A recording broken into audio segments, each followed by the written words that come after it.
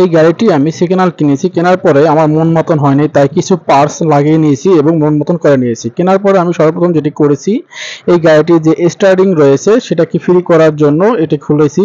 এরপরে এই যে স্টার্টিং গুলো খোলা হচ্ছে, দেখতে পাচ্ছেন এটা হলো স্টার্টিং বক্সের। এটা এর সাথে রয়েছে সিবি জয়েন্ট, যেটা নাকি গাড়ি যখন ডানে বামে যখন আপনি স্টার্টিং ঘোরাবেন তখন একটা আওয়াজ করে।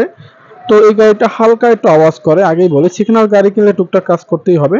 তো আমি চিন্তা করলাম সবকিছু পারফেক্ট ভাবে করে নেই, এই জন্য একটি গ্যারেজে নিয়ে এসেছি। কেনার পরে আনার পরে আমি এই যে জিনিসটা দেখতেছেন, এটা কি বলে নাম মনে থাকে না, যাই হোক এই জিনিসটা আমি সম্পূর্ণ চেঞ্জ করেছি। এরপরে সিবি জয়েন্ট, যেটা সিবি জয়েন্ট নতুন লাগিয়েছি এবং অনেকগুলো বুশ লাগিয়েছি, যেগুলো প্রথমে আপনাকে ছবিতে দেখানোর চেষ্টা করেছিলাম, দেখিয়েছি।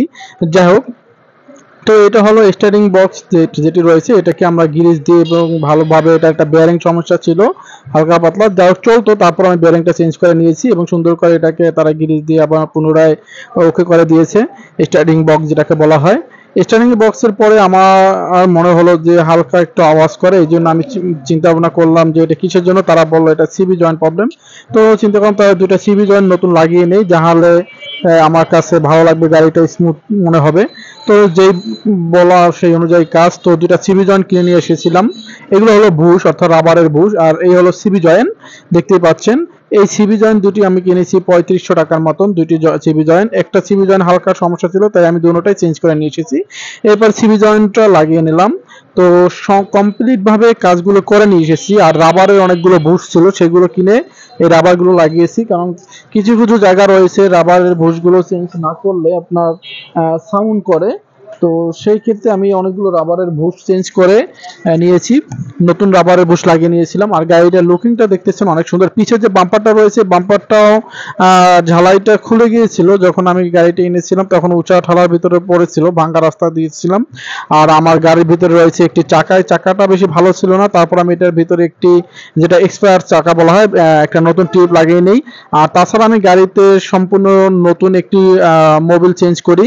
এটা ছিল 4 লিটারের একটি মোবিল, আমার গাড়িতে ইউজ করতে হয় 3.5 লিটার। তারপর গিয়ার অয়েল, এরপরে আপনার এটা মোট কথা একটা গাড়ির ভিতরে যত অয়েল ছিল সম্পূর্ণ অয়েলগুলো আমি চেঞ্জ করে নেই, নতুন করে সব অয়েল লাগিয়ে নেই। এবং টুকিটাকি কিছু সমস্যা ছিল, যেমন এই ব্যাক ক্যামেরাটা আমি নিজেই ঠিক করে নিয়েছি। এবার স্পিকারে কিছু টুকিটাকি সমস্যা ছিল, সেগুলো আমি নিজেই গুছিয়ে নিয়েছি, স্পিকারের সমস্যাগুলো। তবে ওভারঅল এখন এক কথায় গাড়িটি সম্পূর্ণ একদম ওকে আছে। আসলে কি, পুরান গাড়ি কিনলে টুকটাক কাজ করতেই হবে, কারণ টুকটাক কাজ না করলে মনের মতন হয় না। তো আমি আপনাদেরকে ব্যাক ক্যামেরা চালু করে এখন দেখানোর চেষ্টা করব, যেহেতু আমি ব্যাক ক্যামেরাটা নিজে লাগিয়েছি। আর এটি এই বক্সটি টয়োটার একটি বক্স।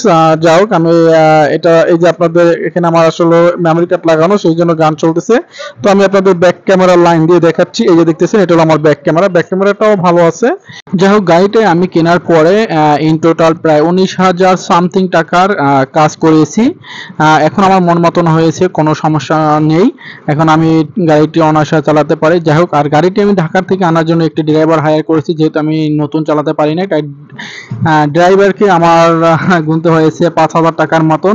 সে আমার বাড়ি পর্যন্ত দিয়ে গেছে, এই জন্য তাকে আমি 5,000 টাকা প্রদান করেছিলাম শুধু বাড়ি পর্যন্ত ঢাকা থেকে এনে দেওয়ার জন্য। তো এরপরে আমি গাড়িটা নিজেই এলাকায় বসে ড্রাইভ করা শুরু করি আস্তে আস্তে। এখন এক পর্যায়ে মোটামুটি ভালোই হাত রানিং হয়ে গেছে, এখন নিজেই ড্রাইভ করতে পারি, অর্থাৎ আমি আমার দোকানে আসা যাওয়া করতে পারি এবং মোটামুটি দূরেও চলে যাই। যানজট, মানে এক কথায় একটা গাড়ি ড্রাইভিং এর জন্য মোটামুটি ভালোই পর্যায়ে চলে গেছি, মোটামুটি ভালো ড্রাইভ করতে পারি। যাই হোক, এখন এই গাড়িটা মূলত কেনার উদ্দেশ্য ছিল ভালোভাবে ড্রাইভিং শেখার জন্য। তো আমার ভালোভাবে বলতে মোটামুটি ড্রাইভিং হয়ে গেছে। তো চিন্তা করতেছি কিছুদিনের ভিতরে গাড়িটা সেল করে আমি নতুন আর একটি ভালো মানের গাড়ি ক্রয় করব, কারণ এই গাড়িটা শেখার জন্য কেনা, মূলত স্থায়ীভাবে কেনা নয়, মানে স্থায়ীভাবে রাখার জন্য না। আমি আসলে গাড়িটা কিনেছি শুধুমাত্র আমার হাতটা ক্লিয়ার করার জন্য, ম্যানুয়াল গাড়িটা। তো আমি মনে করি ম্যানুয়াল গাড়ি দিয়ে ড্রাইভিং শিখলে মনে হয় সবকিছুই পারবো। যা হোক, সবাই দোয়া করবেন, ভালো থাকবেন, আল্লাহ হাফেজ।